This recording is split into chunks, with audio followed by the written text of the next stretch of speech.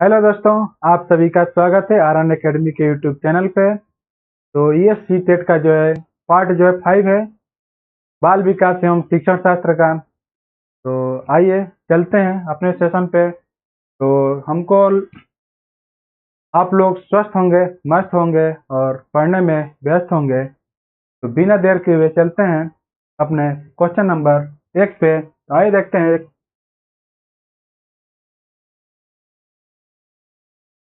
Question है कि विकास किससे प्रभावित होता है। तो ये छूट दिया है विद्यार्थी के व्यक्तिगत कारकों से, स्कूली माहौल से या सामाजिक पारिवारिक प्रभाव से। तो इसमें से पूछ रहा है कि केवल एक सही है, केवल एक और दो सही है, केवल दो और तीन सही है, केवल एक, दो और तीन सही है। तो आप बताएंगे इसमें से क्या सही होगा।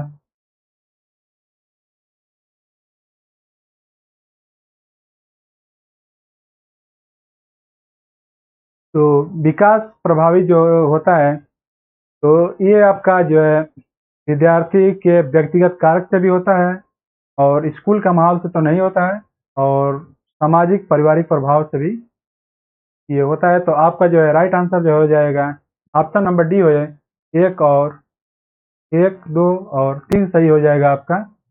तो इसका आपका सभी सही हो जाएगा इसमें से।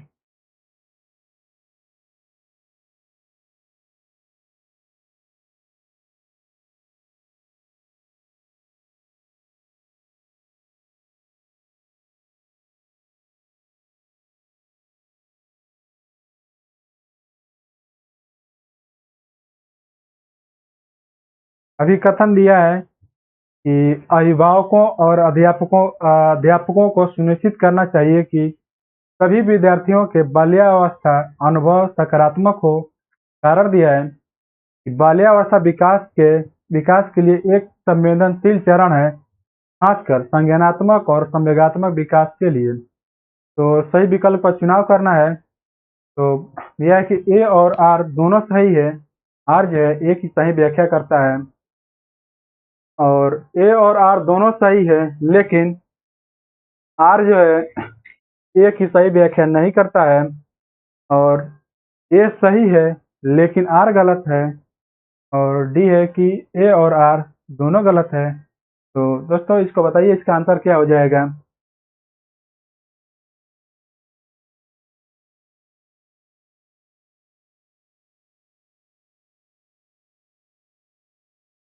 इसका आंसर जो है ए हो जाएगा। ए और आर दोनों सही है। आर जो है ए की सही व्याख्या करता है। तो इसका आंसर ए हो जाएगा।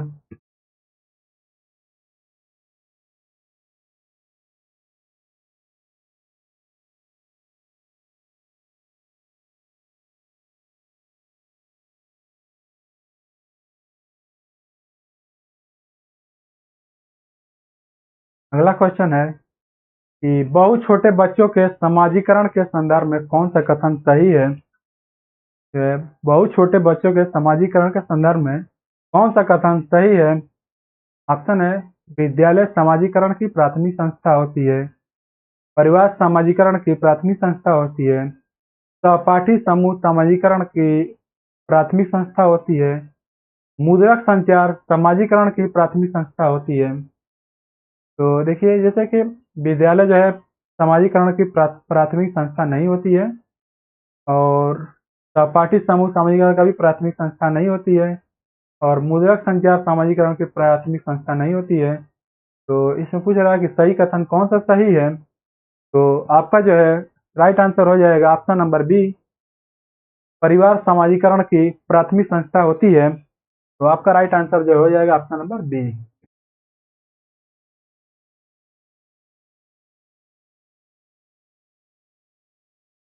अगला क्वेश्चन है कि जीन पियाजे के संज्ञानात्मक विकास के सिद्धांत के अनुसार बच्चे किस चरण पर यह समझने लगते हैं कि वस्तुओं के आंखों से ओझल हो जाने से उसका अस्तित्व खत्म नहीं हो जाता। तो ये पूछ रहा है कि कौन सी ये जो जीन पियाजे की जो चार अवस्थाओं में जो बटा है, तो ये किस अवस्था की बात कर रहा है। तो ऑप्शन है संवेदीगामक, पूर्व संक्रियात्मक, या मूर्त संक्रियात्मक, ऑप्शन डी है औपचारिक संक्रियात्मक। तो आइए देखते हैं इसका राइट आंसर क्या हो जाएगा। आप लोग जल्दी जल्दी कमेंट बॉक्स में कमेंट करते रहिए।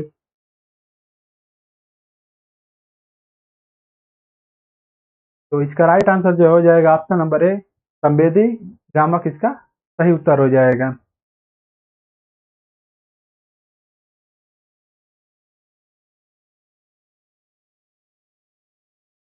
आइए अगले क्वेश्चन पे चलते हैं। देखते हैं कि कंकड़ों से खेलते हुए एक बच्चा यह खोजता है कि दो कंकड़ के समूह मिलकर चार कंकड़ों का एक समूह बनाते हैं।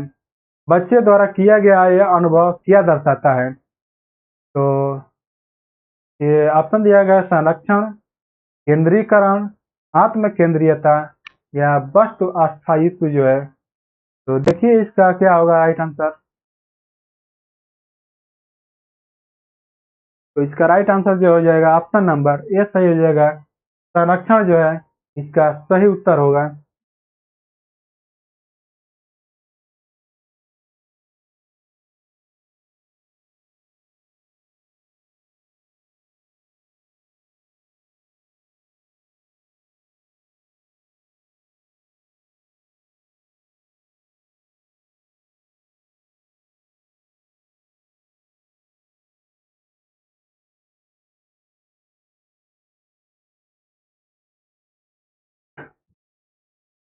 निशा अपना गृह कार्य पूरा करना सुनिश्चित करती है। निशा जो है अपना गृह कार्य करना पूरा सुनिश्चित करती है ताकि गृह कार्य पूरा न होने के कारण अध्यापिका द्वारा शर्मिंदा किए जाने से बच सके। तो लॉरेंस कोहलबर्ग के नैतिक विकास के सिद्धांत के अनुसार इस तरह का तर्क चरण मतलब किस चरण को दर्शाता है? तो ऑप्शन दिया गया है पूर्व परंपरागत, परंपरागत, उत्तर परंपरागत, औपचारिक परंपरागत। तो आइए देखते हैं बताइए इसका कि राइट आंसर क्या होगा।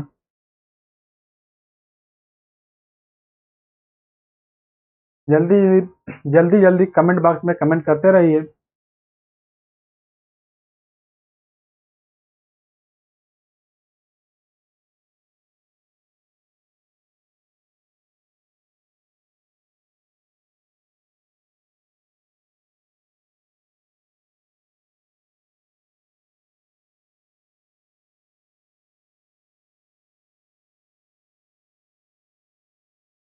बताते रहिए, बताइए बताइए इसका क्या आंसर होगा।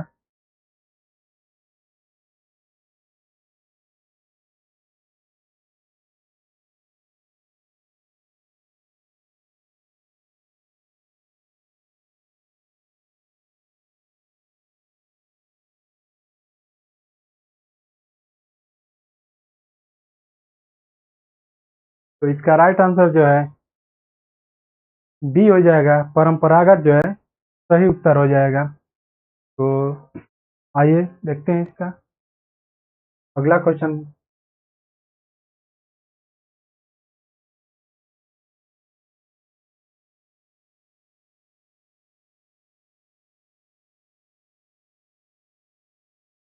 लेव वाइगोत्स्की का सिद्धांत मुख्यतः क्या दर्शाता है कि विकास पर पड़ने वाला प्रभाव कोई व्याख्या। तो ऑप्शन है जैविक परिपक्वता या और संवेगात्मक, आरोपण प्रतिरूप, नैतिक या जो है सांस्कृतिक उपकरणों, संज्ञानात्मक, पुरस्कार और दंड व्यवहारात्मक। तो ये खाली स्थान में भरना है। तो बताइए इसमें क्या कैसे इसका ऑप्शन जो है कौन सा सही हो जाएगा।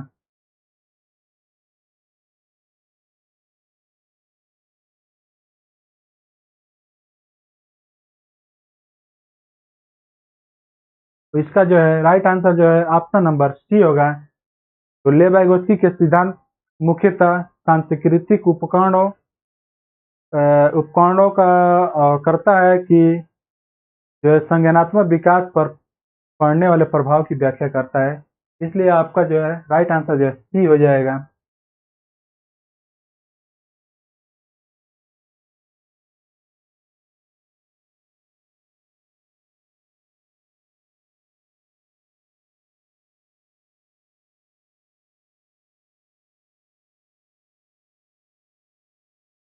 अगला क्वेश्चन है, ले बैगोत्स्की के सिद्धांत के अनुसार एक अध्यापिका को क्या करना चाहिए? तो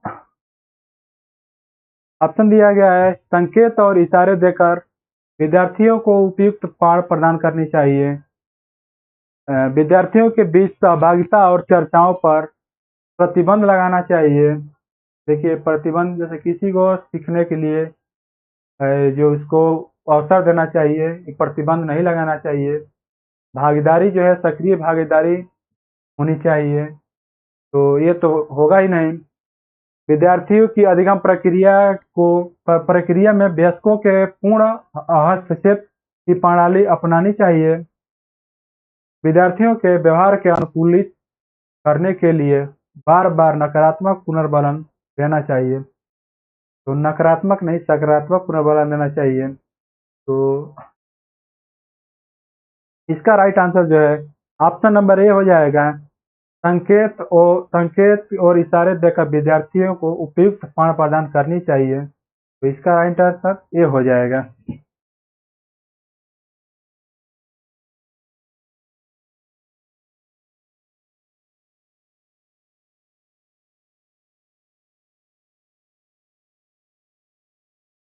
एक प्रगतिशील कक्षा में निम्न में से किसे प्रधानता देती है? एक प्रगतिशील कक्षा है जो निम्न में से किसे प्रधानता देती है? तो ऑप्शन है, अध्यापिका द्वारा चयनित पढ़ाने के तरीके को, पाठ्यक्रम को पूरा करने को, परीक्षा केंद्रित शिक्षा शास्त्र को, विद्यार्थियों के मत और अनुभवों को। तो बताइए इसका राइट आंसर क्या हो जाएगा?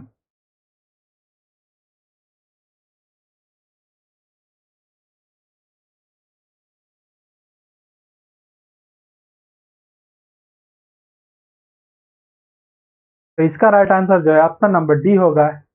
विद्यार्थियों के मतों और अनुभवों को जो है एक प्रगतिशील कक्षा में प्रधानता दी जाती है। तो ऑप्शन नंबर डी सही हो जाएगा।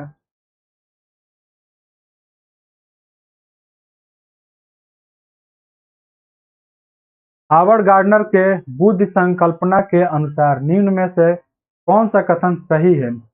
हावर्ड गार्डनर के बुद्धि संकल्पना के अनुसार निम्न में से कौन सा कथन सही है? ऑप्शन है, बुद्धिलब्धि किसी व्यक्ति के भविष्य में सफल होने की संभावना का सबसे सटीक अनुमान है। यह बुद्धि वातावरणीय कारकों द्वारा प्रभावित नहीं होती है। व्यक्तियों में विभिन्न प्रकार की बुद्धियों के विपरीत स्तर पाए जाते हैं। बुद्धि के सामूहिक परीक्षण विद्यार्थियों के बुद्धि स्तर मापने का जो है सर्वोत्तम जरिया है। बताइए इसका राइट आंसर क्या हो जाएगा?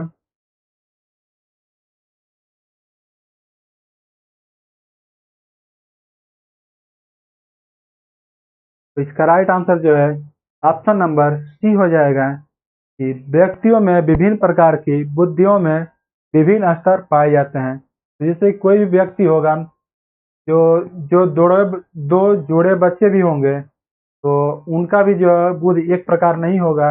उनकी जो बुद्धि होगी अलग अलग होगी। अलग अलग जैसे जैसे जिस परिवेश में उसको ढाला जाएगा उस तरह के उनमें बुद्धि का विकास होगा। तो इसलिए व्यक्तियों में विभिन्न प्रकार की बुद्धियों में विभिन्न स्तर जो है पाए जाते हैं। तो इसलिए ऑप्शन सी सही है।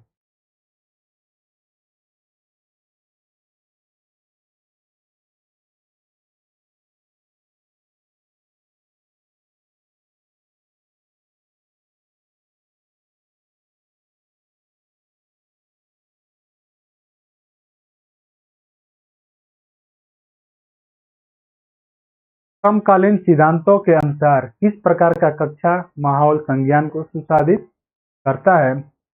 जो समकालीन सिद्धांतों के अनुसार जो है किस प्रकार की जो कक्षा है, कक्षा का माहौल जो है संज्ञान को सुसज्जित करता है? तो ऑप्शन है, मुद्रक संपन्न और संसाधन परिपूर्ण, भय युक्त और धमकी भरा, अगम्य और बहिष्कारी, उपदेशात्मक और पाठ्य पुस्तक केंद्रित। तो कोई भी कक्षा जो है पाठ्य पुस्तक केंद्रित नहीं होता है, वो जो है बाल केंद्रित होता है, अगम्य की और बहिष्कारी। और कोई भी कक्षा में जो है भय युक्त नहीं, धमकी भरी भी किसी बच्चे को आप धमकी देकर नहीं पढ़ा सकते हैं, भय किसी को डरा कर नहीं पढ़ा सकते हैं। तो ऐसे जो कक्षा का माहौल जो है मुद्रक संपन्न और संसाधन परिपूर्ण होनी चाहिए, सभी वातावरणीय होनी चाहिए। इसलिए आपका राइट आंसर जो है ये हो जाएगा।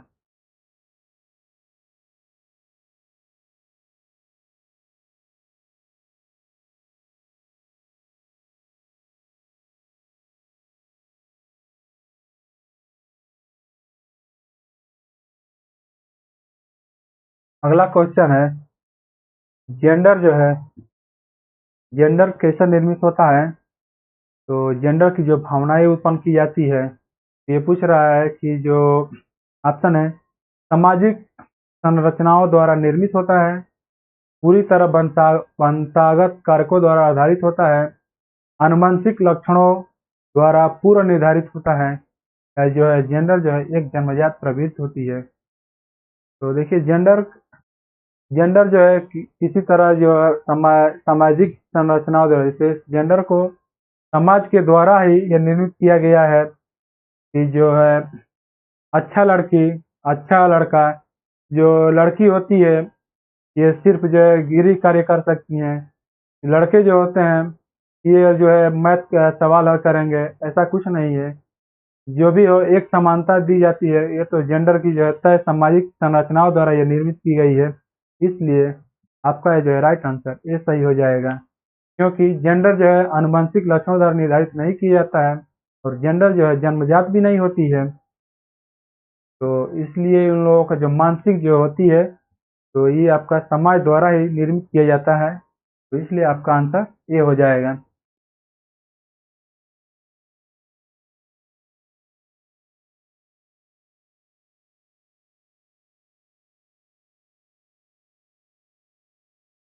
अगला क्वेश्चन है, जीन पियाजे के सिद्धांत में किसी वस्तु के सामने न होने की स्थिति में चिन्हों द्वारा उसे दर्शा कर काम करने की योग्यता क्या कहलाती है? कह रहा है कि जीन पियाजे के सिद्धांत में किसी वस्तु के सामने न होने की स्थिति में चिन्हों द्वारा उसे दर्शा कर काम करने की योग्यता को क्या कहा जाता है? तो ऑप्शन है समावेशन, लाक्षणिक प्रकार्यता, या प्रतिवर्ती सोच, या संरक्षण।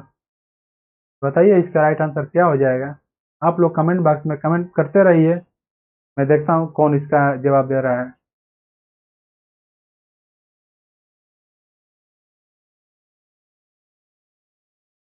इसका जो है राइट आंसर जो है ऑप्शन नंबर बी लाक्षणिक प्रकार्यता हो जाएगा।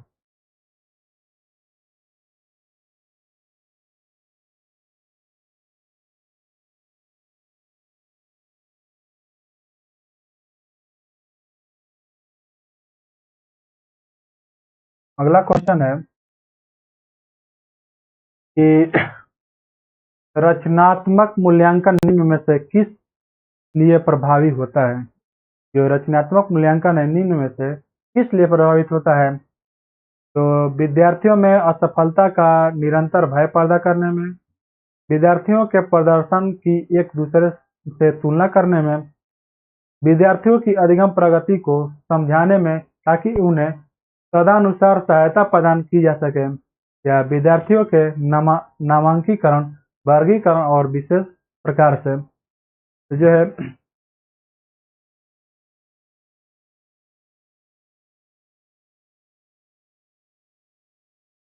तो आप लोग का राइट आंसर जो है ऑप्शन नंबर सी हो जाएगा कि विद्यार्थियों की अधिगम प्रगति को समझने में ताकि उन्हें तदनुसार सहायता प्रदान की जा सके।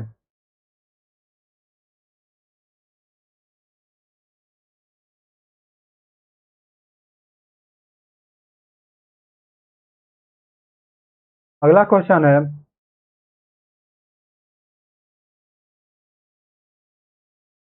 अभिकथन जो है दिया है, एक कक्षा में अध्यापिका को विद्यार्थियों को अपने विचारों के मौखिकरण, चर्चा और वैचारिक बहस करने के लिए बढ़ावा देना चाहिए। देखिए ये तो बात सही है कि जो कक्षा में अध्यापिका को जो अपने विचारों को मौखिकरण और चर्चा, बहस ऐसा करने के लिए बढ़ावा देना चाहिए। और कारण दिया है कि भाषा विकास और संज्ञानात्मक विकास किसी तरह से एक दूसरे से संबंधित नहीं है। भाषा और संज्ञानात्मक विकास जो है ये गलत दिया नहीं है, क्योंकि ये दोनों एक साथ हैं कि भाषा विकास और संज्ञानात्मक विकास एक तरह से दूसरे से संबंधित है। तो देखिए इसका जो है ये गलत दिख रहा है मुझे। तो ऑप्शन है ए और आर दोनों सही है, और आर जो है कि सही व्याख्या करता है, और ए और आर दोनों सही है लेकिन आर जो है कि सही व्याख्या नहीं करता है, और ए सही है लेकिन आर गलत है। ए और आर दोनों गलत हैं। देखिए आपका जो है आर गलत है, इसलिए आपका नंबर सी सही हो जाएगा। ए सही है लेकिन आर गलत है।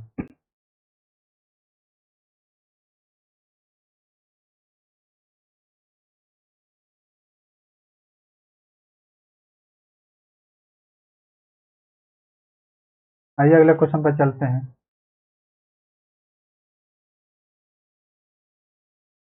निम्न में से कौन सा अवधान जो है न्यूनता अतिक्रियाशीलता विकार जो है का प्रतिरूप लक्षण है? निम्न में से कौन सा अवधान न्यूनता अतिक्रियाशीलता विकार का प्रारूपिक लक्षण है? तो ऑप्शन है लंबी अवधि के लिए केंद्रित रहना, धीमी क्रियाशीलता स्तर, या आवेगशीलता, कार्य व्यवस्था के उच्च स्तर। तो भाई देखते हैं इसका क्या उत्तर हो जाएगा। तो ये इसका उत्तर हो जाएगा ऑप्शन नंबर सी, आवेगशीलता जो है राइट आंसर हो जाएगा।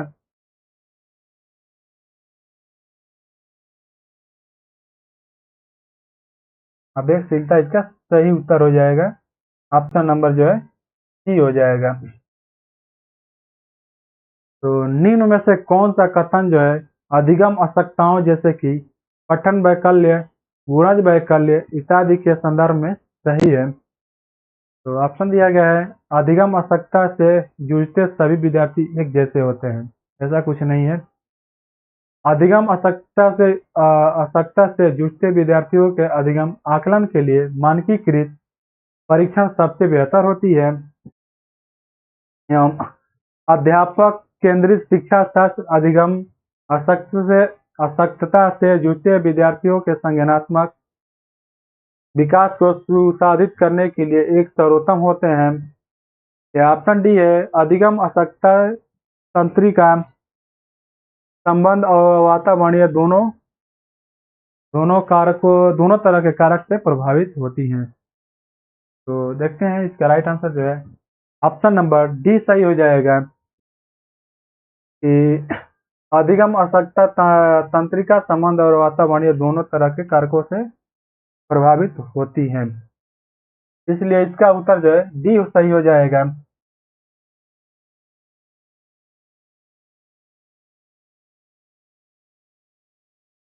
आइए अगले क्वेश्चन पे चलते हैं कि श्रवण बाधिता से जूझते विद्यार्थियों के लिए निम्न में से अधिगम का कौन सा तरीका प्रभावशील नहीं होगा? तो ऑप्शन है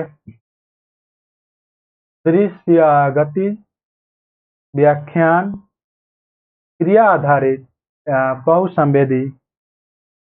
तो बताइए इसका क्या उत्तर हो जाएगा। श्रवण बाधिता से जूझते विद्यार्थियों के लिए निम्न में से अधिगम का कौन सा तरीका प्रभावशाली नहीं होगा? तो ऐसे विद्यार्थी जो है क्रिया आधारित जो है इसका सही उत्तर हो जाएगा। दृश्य गति तो होगा, बहुसंवेदी होगा, और यह क्रिया आधारित नहीं होगा, इसलिए ये आपका राइट आंसर हो जाएगा। अगला क्वेश्चन है कि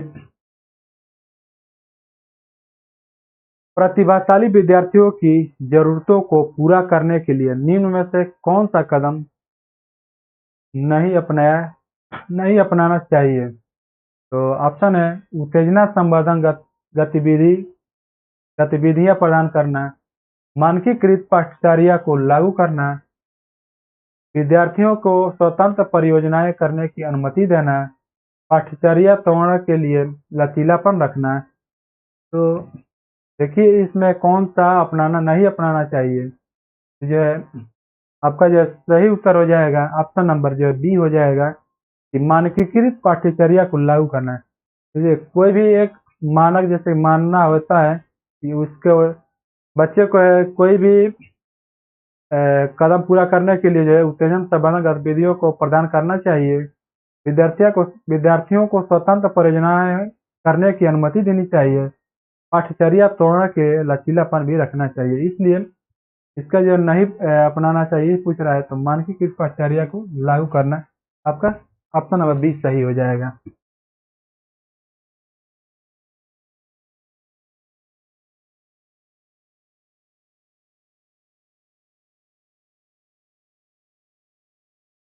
अगला क्वेश्चन है एक समावेशी कक्षा में शालीनता से जुड़ते विद्यार्थियों की जरूरतों को पूरा करने के लिए निम्न में से क्या प्रभावी होगा। तो ऑप्शन दिया गया है अधिगम उपागम में निरंतरता रखना, कक्षा स्थिति में विभिन्नताएं और लगातार बदलाव करते रहना, उन्हें स्वयं को बड़े समूहों के सामने व्यक्त करने को कहना या उन्हें विशिष्ट संकाय में ही पढ़ाना। तो बताइए इसका राइट आंसर जो है क्या होगा। तो दोस्तों इसका राइट आंसर जो है ये होगा अधिगम उपागम में निरंतरता रखना इसका सही उत्तर हो जाएगा।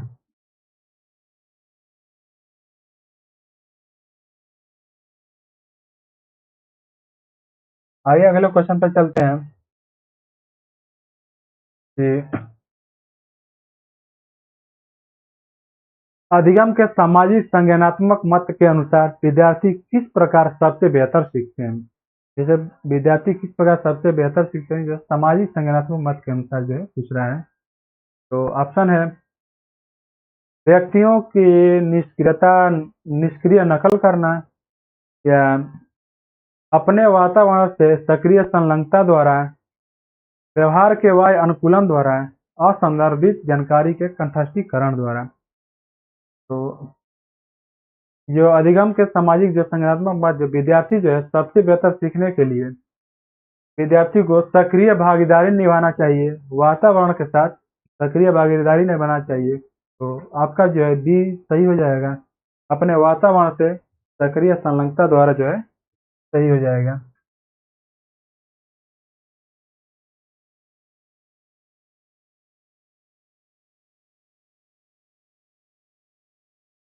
अगला क्वेश्चन है विद्यार्थी उस जानकारी को जल्दी भूल जाते हैं जो उनके जीवन से संबंधित होती है, प्रासंगिक संदर्भ में प्रस्तुत की जाती है या संबंधित खंडों में प्रस्तुत की जाती है और उदाहरणों को इस्तेमाल करके विस्तारित की जाती है। तो जो है बच्चे जो विद्यार्थी जो है किस जानकारी को बहुत जल्दी भूल जाते हैं, बताइए इसमें से क्या सही हो जाएगा।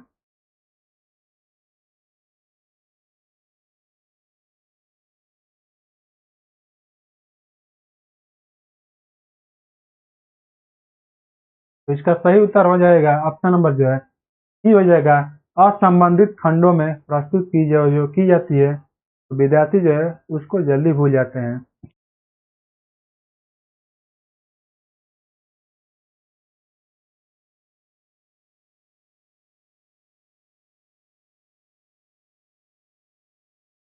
आइए अगले क्वेश्चन पे चलते हैं।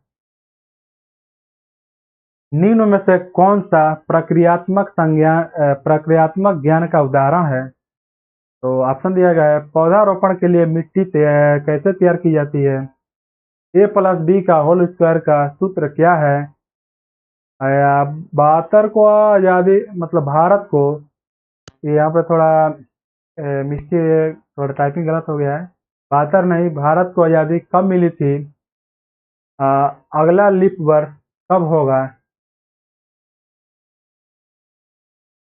तो आइए देखते हैं इसका क्या उत्तर हो जाएगा।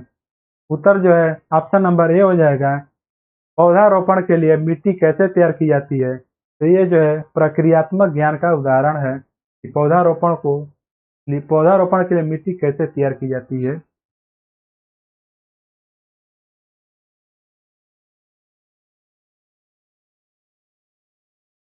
तो आइए अगले क्वेश्चन पे चलते हैं।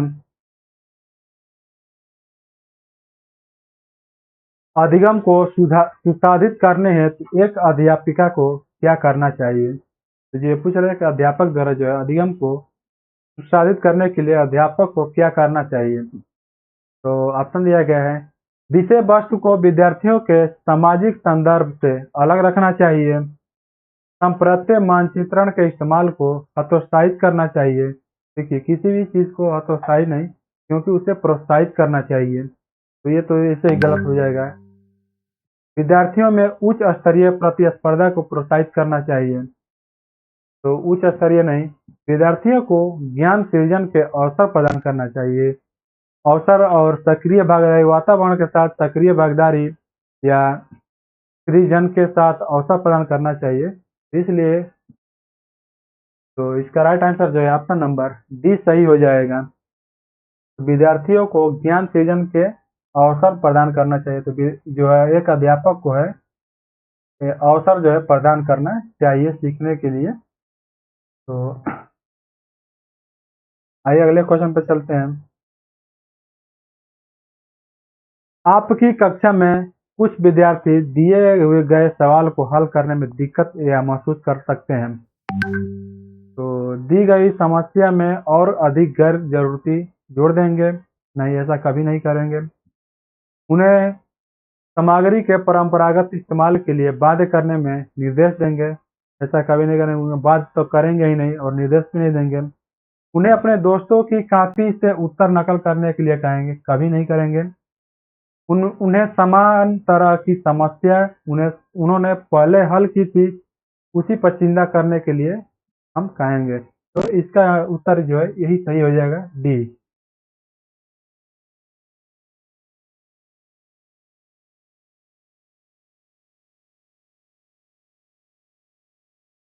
इसका उत्तर डी सही हो जाएगा।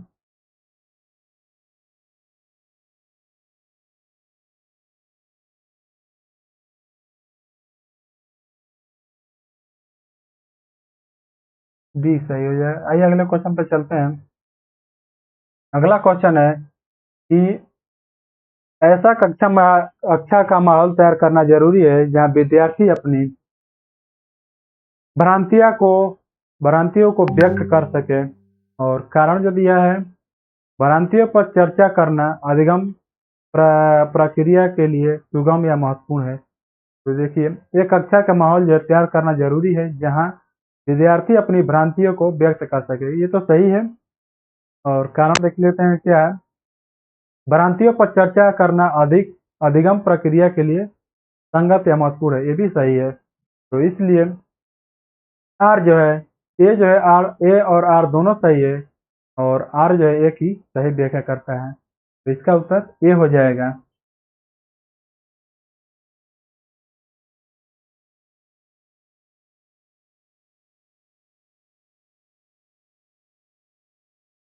आइए देखते हैं अगला क्वेश्चन।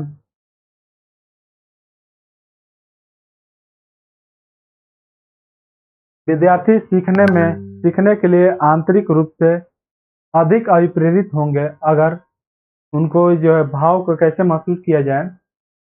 तो कैसे महसूस करेंगे, इसलिए विद्यार्थी को सीखने के आंतरिक जो रूप है, तो ऑप्शन है निराशा, शर्म, खुशी या कुंठा। तो जो है अभिप्रेरित होंगे तो अगर उनके जो भाव को महसूस करेंगे तो उनके अंदर जो है खुशी उत्पन्न होगी। इसलिए इसका उत्तर सी सही हो जाएगा, खुशी हो जाएगा इसका उत्तर।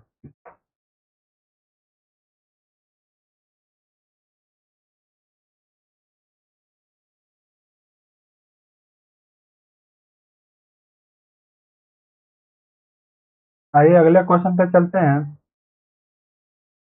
कि विद्यार्थियों को किस प्रकार के लक्षण निर्धारित करने के लिए प्रेरित करना चाहिए। जैसे लक्षण पूछ रहा है कि कैसे उसको निर्धारित करना चाहिए। ऑप्शन है महारत अभिमुखी, प्रदर्शन अभिमुखी या कार्य परिहारी या प्रतिस्पर्धा निर्देशित। तो विद्यार्थी को लक्ष्य निर्धारित करने के लिए जो प्रेरित करने के लिए आपका जो है राइट आंसर हो जाएगा ऑप्शन नंबर ए, महारत अभिमुखी जो है करना प्रेरित किया जाना चाहिए। तो इसका उत्तर सही हो जाएगा ऑप्शन नंबर ए।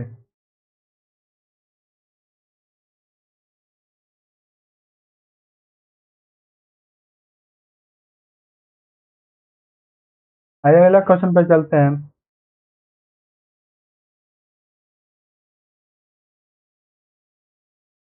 निम्न में से कौन अधिगम को सकारात्मक रूप से प्रभावित करता है?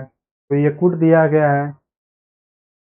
ये कुपोषण, ये जो पूछ रहा है प्रभावित करते हैं कैसे, तो विद्यार्थियों में सहभागिता, दंड, अभिसंज्ञान। तो देखिए ऑप्शन नंबर ए हो जाएगा। 1 और 2, ये देखिए दोनों जैसे कि हिंदी और अंग्रेजी में रहता है तो वैसे ही टाइप हो गया है। तो ये दोनों ऑप्शन एक ही तरफ से है। डी है 2 और 3, 3 और 4 और 2 और 4। तो इसका राइट आंसर जो है ऑप्शन नंबर डी सही हो जाएगा। 2 और 4 इसका सही उत्तर हो जाएगा। इसका आंसर जो है 2 और 4 सही होगा। तो आइए चलते अगले क्वेश्चन पे। विद्यार्थी ज्ञान सृजन प्रक्रिया में किस तरह की भूमिका निभाते हैं? तो विद्यार्थी जो है सक्रिय या निष्क्रिय, अधीन या नगण्य। तो विद्यार्थी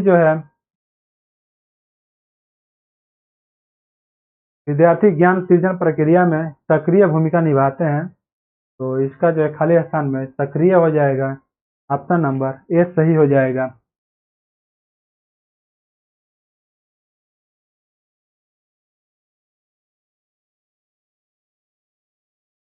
तो बताइए आप लोगों का ये क्लास कैसा कैसा लगा?